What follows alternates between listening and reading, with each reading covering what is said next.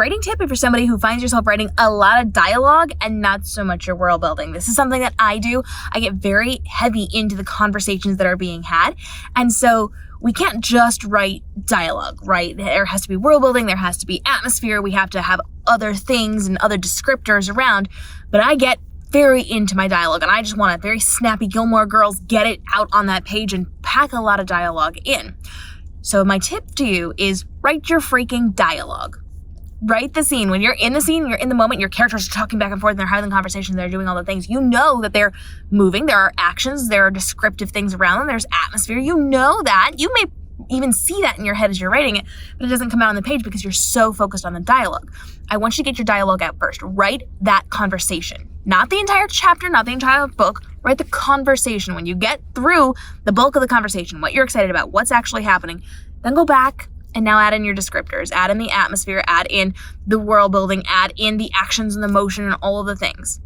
Have your dialogue tags, have your dialogue, then go back and you can tweak and add things in.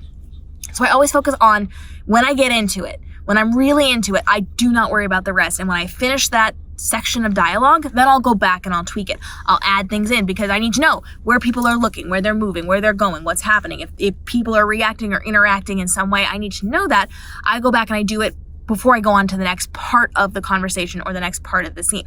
So I don't wait until all the editing is happening. Like at the end of the book, I do not wait to that point. I finish the scene. I get the dialogue out. That's the most important thing. And then I go back in and I fill in some of the details. Then I move on to the next scene that I am writing. This saves me a ton of time and a ton of effort and makes sure that I actually get what I need said on the page. And then I'm able to go back in and fill in kind of, it's not filler content, but in this case, it's kind of acting like that filler content to break up the dialogue that I'm having. Dialogue is the most important. Then I get the rest of that information in there so that people actually get the vibes of what's happening, what's going on, and they can see it in the picture in their mind the way that I am seeing it and writing it out on my page as well.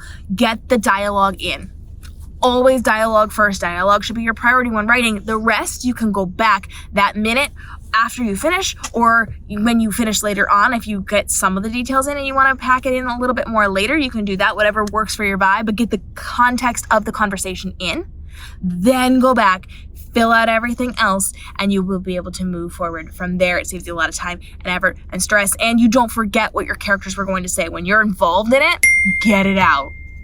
Then come back, do the rest. Everything else will distract you and could potentially wreck the conversation your characters are having. Follow along for more easy writing tips to help you to elevate what you are doing and to navigate the world of publishing, from your writing to your publishing to your marketing, to make this your most profitable and stress-free year ever while you are living your best life because your business is working on your behalf and you're living out your author dreams. We'll see you in the next episode.